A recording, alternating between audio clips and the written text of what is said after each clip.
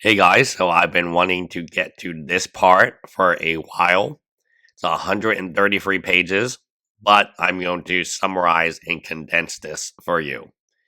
So it is the Declaration of No Defendants, the H3Snark moderators, and it is very long.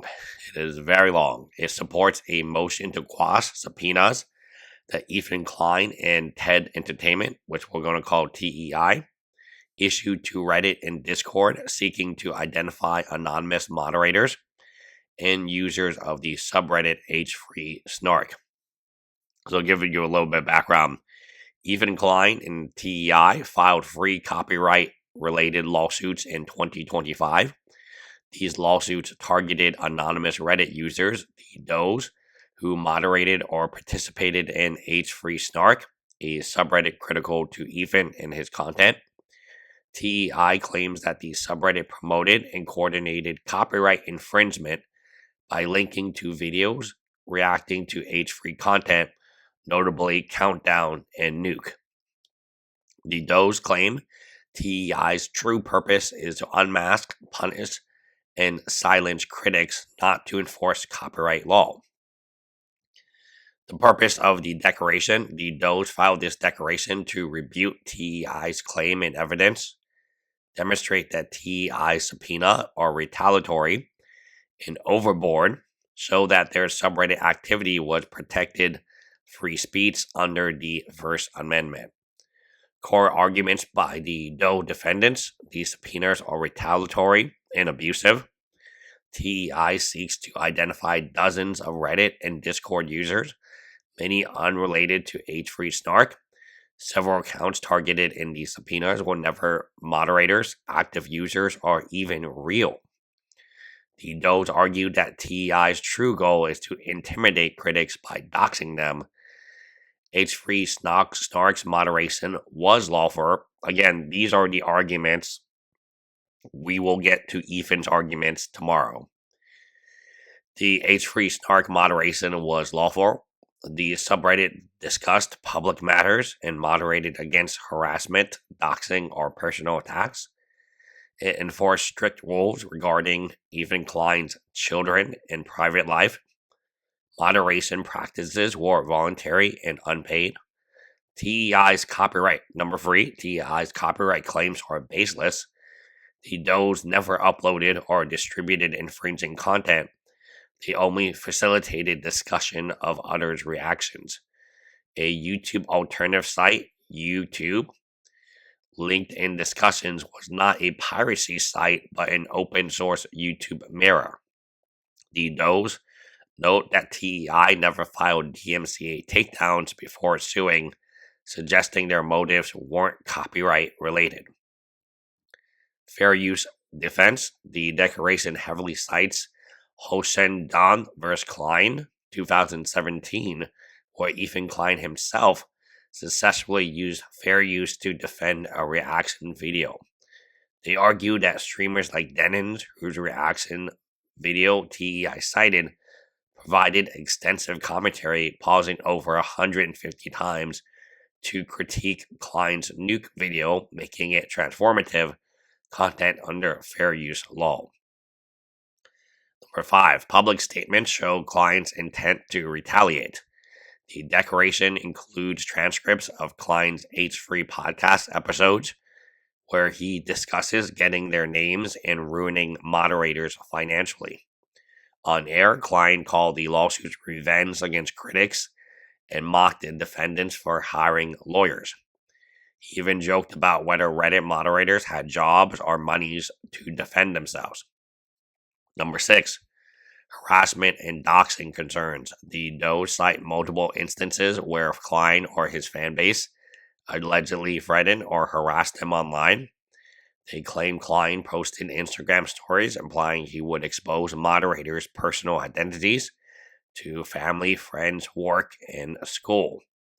These threats allegedly caused H3Snark to go inactive from February 2025 and permanently shut down by May 2025.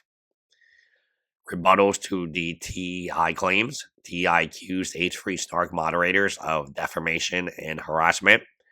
including spreading false rumors. For example, drug use allegations and false reports to child services. The Does responded that these accusations are fabricated or misattributed, emphasizing they condemned any harassment and no involvement with those incidences. They point out that even Klein himself continues to publicly disclose personal information, undermining claims of fearing harassment. What was actually the evidence here?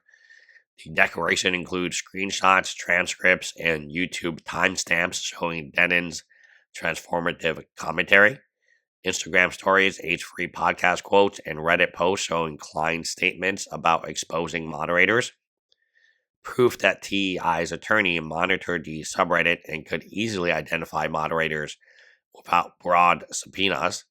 Example of H3's history of weaponizing legal threats against critics. So the relief that they're asking for, they don't ask the court to quash TEI subpoena to Reddit and Discord in full, award attorney fees to those, issue an order protecting anonymous online speech from being unmasked through misuse of copyright law. The declarations portray TEI's actions as part of a campaign of legal intimidation designed to suppress criticism of Ethan and Klein rather than protect intellectual property.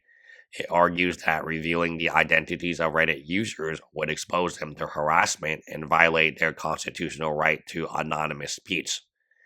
The filing ends with a plea for the court to safeguard online expression and prevent copyright claims from being used as a pretext for personal retaliation. In a later video, we're probably going to grind out the conclusion. I think the conclusion is where all the information really lies. There's a lot of fluff, of course. It's 133 pages. It's very long to read. It's a lot of information to take in. Remember, this is the H3Snark's perspective. This is their best opinion. That this is their best way to win. It is interesting. Again, I find it very ironic that they're saying, "Oh, we don't harass Ethan. We don't."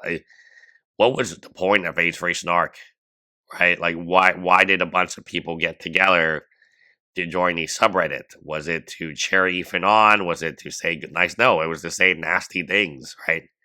So, is it all that surprising when a subreddit gets out of control and they start attacking Ethan's children? To me, no. Like, to me, they're framing it as, oh, this subreddit just has a few bad apples. Well, when a subreddit is created for the sole purpose of attracting these bad apples, I do think the conclusion is worth reading on its own. And maybe we'll do that tomorrow. We have a lot of other stuff to cover in other legal cases since I've been sick for over a month now. Yeah, probably over a month. But yeah, we will definitely do a good job reading in conclusion and bring to you why this is so important. And then, of course, we have Ethan's response tomorrow.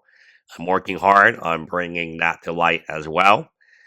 Many times when we're just reading and going over documents, it can seem very one-sided because it is one-sided. The documents are coming from either Ethan or H3Snark. Right, and that's primarily 95% of the documents will come from one of those two sources. So they are very biased, and keep that in mind. Anyway, let me know if you guys like this video. Give it a like if you lasted this long. I am feeling a little bit better.